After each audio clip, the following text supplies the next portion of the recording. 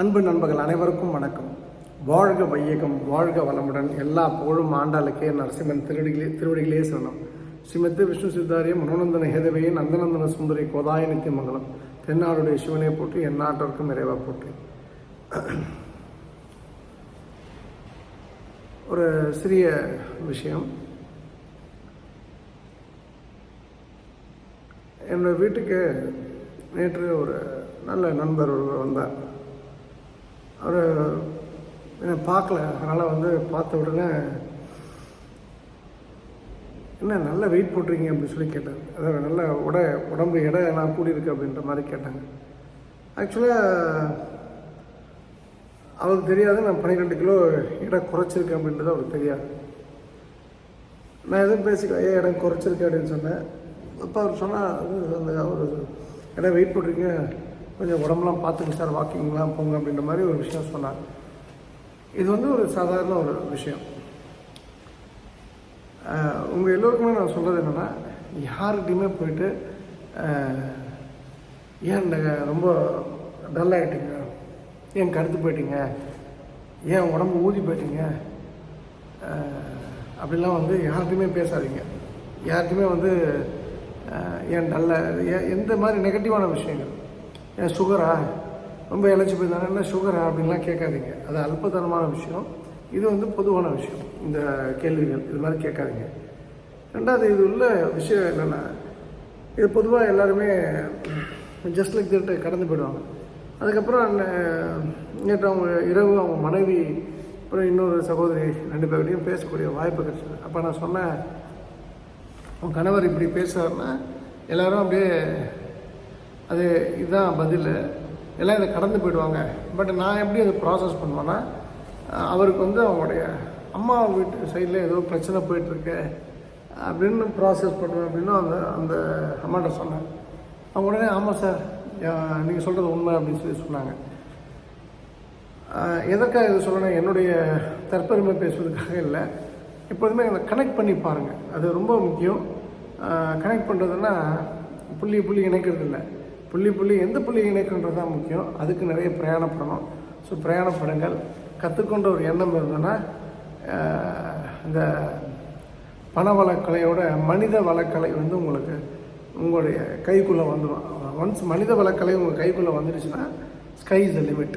பார்த்துங்க. அப்போ நேற்று தொடர்ச்சியான விஷயம் என்னென்னா, நேற்று ஒரு விஷயம் பேசுகிறேன், அதோட தொடர்ச்சியான சில விஷயங்கள் எல்லாருமே கேட்டதுனால சொல்கிறேன்.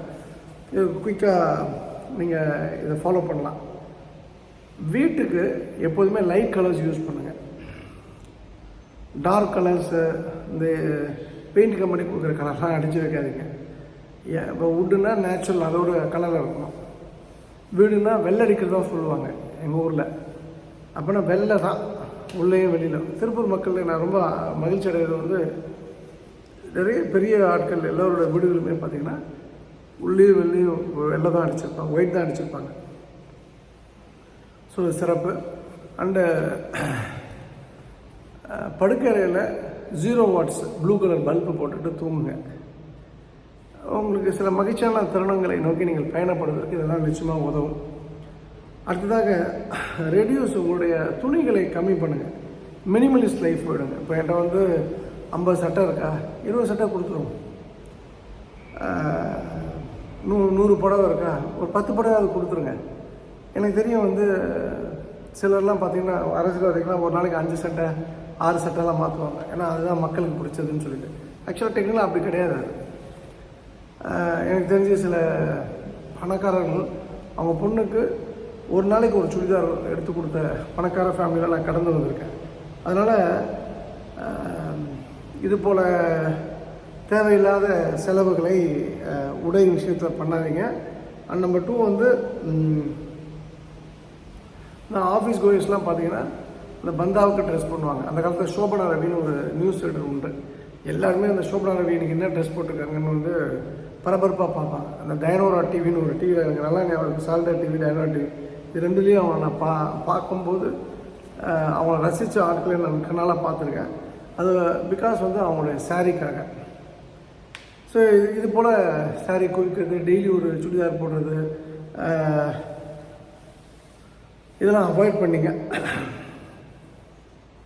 அதுக்கு பதில் வந்து எந்த அளவுக்கு உங்களோட ட்ரெஸ் வந்து மெட்டீரியல்ஸ் வந்து மினிமலாக இருக்கோ அந்த அளவுக்கு சிறப்பாக இருக்கும். அப்புறம் வந்து நம்முடைய பூஜை ரூமை பொறுத்த வரைக்கும் விளக்கு, நீங்கள் ஹிந்துவாக இருக்கிற பட்சத்தில் பூஜை ரூம் இருக்குன்னா விளக்கு ரொம்ப சுத்தமாக இருக்கணும்.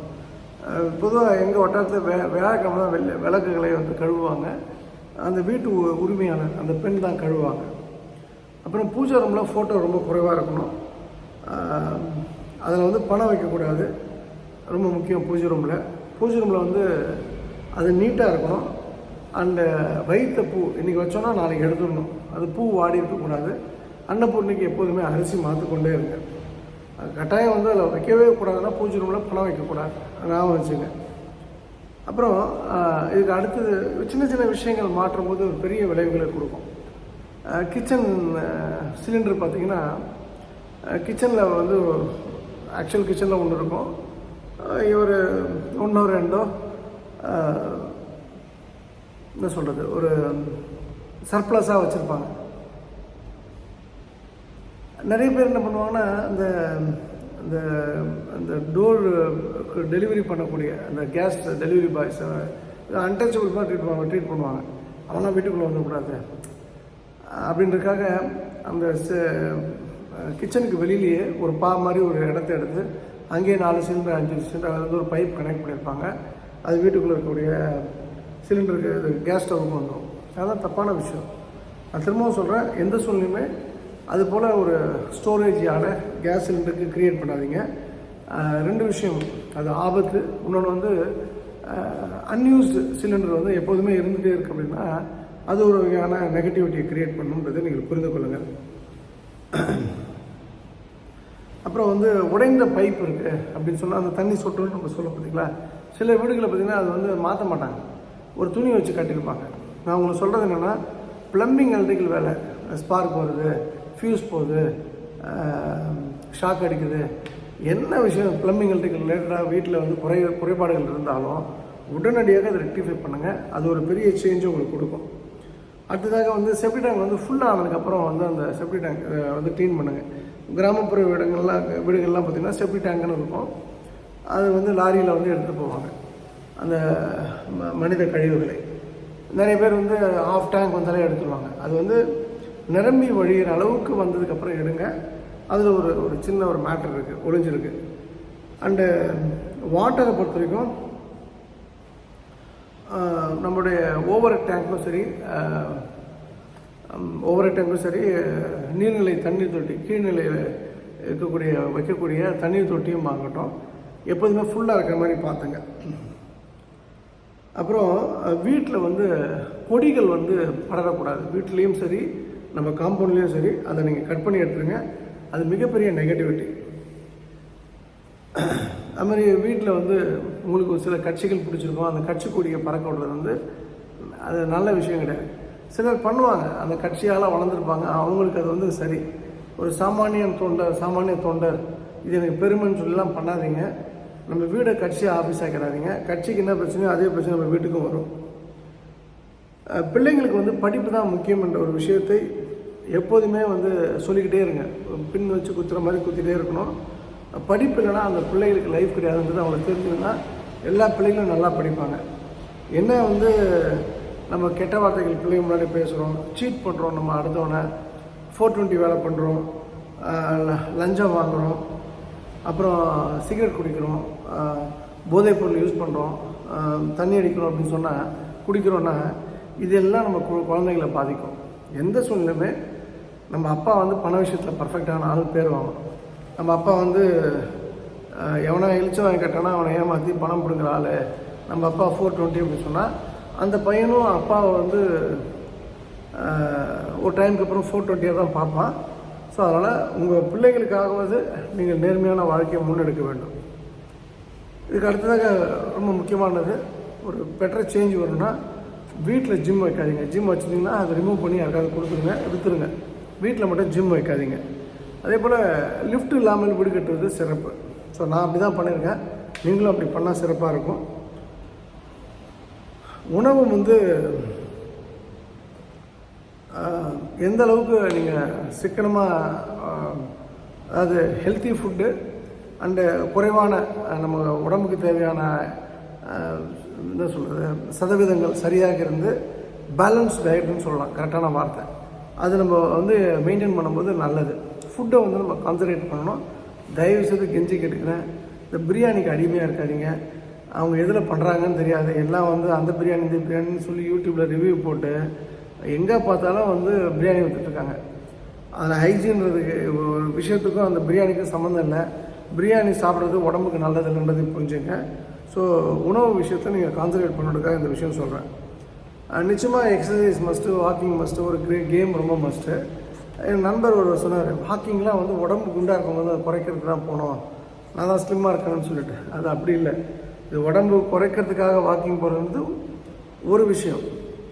உடம்பு ஹெல்த்தியாக இருக்கணும் அப்படின்னா அதுக்கு நிச்சயமாக உதவக்கூடிய விஷயம் வாக்கிங் தான். ஹெல்த்தியாக இருக்கனால தான் எப்போதுமே அந்த வெல்த்து அப்படின்ற ஒரு விஷயத்தை, வெல்த்தியான லைஃப் எல்லாருமே லீட் பண்ணலாம்.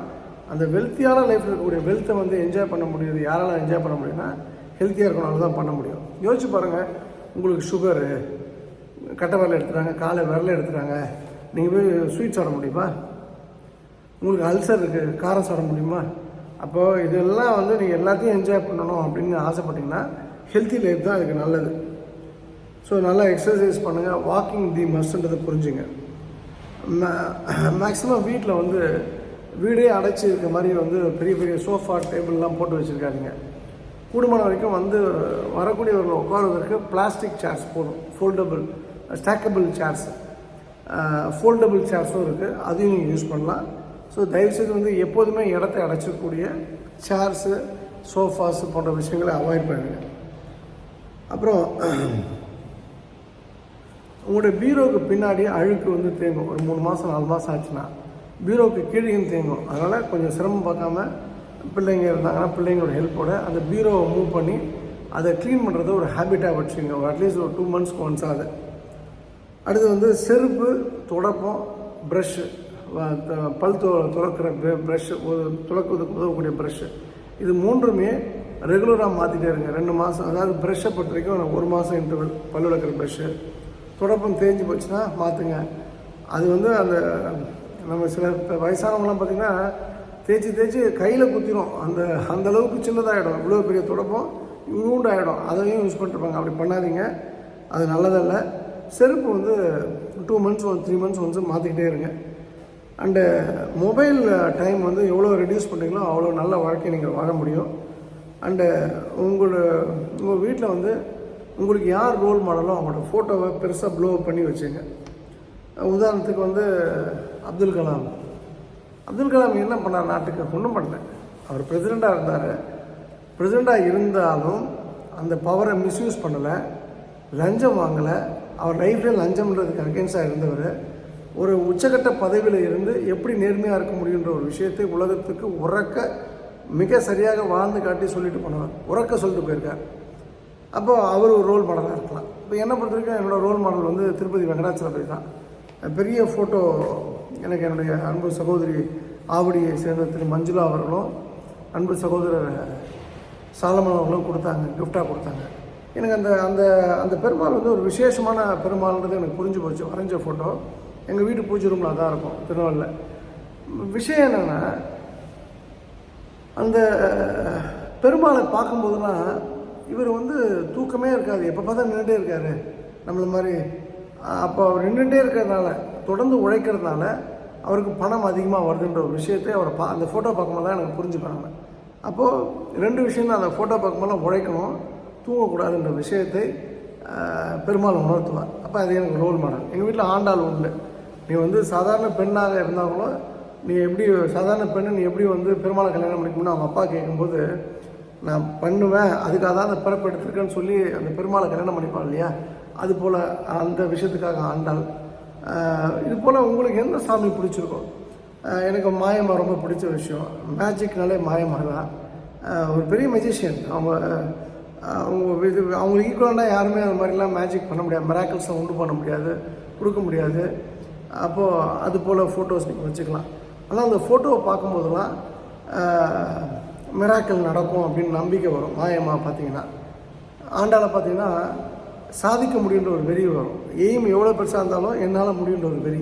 பெருமாளை பார்த்திங்கன்னா உழைக்கணும், உழைச்சிட்டே இருக்கணும், பணத்தை ஈர்த்து கொண்டே இருக்கணும்னு வெறி வரும். இது போல் உங்களுக்கு ஒரு இயேசு இருக்கலாம், அல்லாஹ் இருக்கலாம், ஏதோ ஒரு ஃபோட்டோ உங்களுக்கு பிடிச்சது வந்து நீங்கள் வைத்து பார்க்கும்போதெல்லாம் உங்களுக்கு அந்த உணர்வு வரணும். ஜெயிக்கிறோம், வெற்றி பெறணும், இதுக்காக அப்படின்னு சொல்லி இறங்கி அடிக்கணும். ஸோ இன்றைக்கி இன்னைய பொறுத்த வரைக்கும் இந்த அளவுக்கு நம்ம விஷயங்களை நம்ம இதோட முடிச்சுப்போம். பார்த்த விஷயங்களை மேலும் இதோட தொடர்ச்சி நாளைக்கு உங்களுக்கு நான் சொல்கிறேன். இந்த அருமையான வாய்ப்பு கொடுத்த திருச்செந்தூர் பணிபுரியும் ஆண்டாளுக்கு சொல்கிறேன் மனமார்ந்த நன்றி. இது பிடிச்சிருந்தால் கமெண்ட் போடுங்க. நல்ல சுவாரஸ்யமான தகவல்கள் உங்களுக்காக காத்திருக்கின்றது. இன்னொரு விஷயம் வந்து ஞாயிற்றுக்கிழமை மணி ஒர்க் ஷாப் தென்காசி குற்றாலத்தை வச்சு நடைபெற உள்ளது. அதுக்கான யாராவது மிஸ் பண்ணியிருந்தீங்க அந்த வீடியோ அப்படின்னா 9840394600 98 403 94 600 என்ற நம்பருக்கு தொடர்பு கொள்ளவும். Full day class, return ticket போடாதீங்க. சண்டே காலையில் எப்போ ஆரம்பிக்குதுன்றதை சொல்லிடுவாங்க. ஆனால் எப்போ முடியுன்றது என்னாலையும் சொல்ல முடியாது, நீங்களும் அதை யூகிக்காதீங்க. அதனால் கொஞ்சம் ஓப்பன் டிக்கெட்டோடு வாங்க. சப்போஸ் வந்து லேட் ஆகிடுச்சுன்னா மண்டே ஏர்லி மார்னிங் கிளம்பி போகிற மாதிரி பிளான் பண்ணிங்க. நிறைய விஷயங்கள் அதை நான் சொல்ல இருக்கிறேன். நம்ம டெஃபினட்டாக வரவங்களை வந்து மீட் பண்ணுறதுக்கு நான் மகிழ்ச்சியுடன் காத்திருக்கின்றேன். மீண்டும் நாளை இரவு சந்திப்போம். ஆடி ஆடி அகம் கரைந்து இசை பாடி பாடி கண்ணீர் மல்கி எங்கும் நாடி நாடி நரசிங்கா வென்று வாடி வாடும் விவானதிலே எல்லா புகழும் ஆண்டாளுக்கே. நரசிம்மன் திருவடிகளே சரணம். நன்றி, வணக்கம். சர்வம் கிருஷ்ணார்ப்பணம். ஸ்ரீராமஜெயம், ஸ்ரீராமஜெயம்.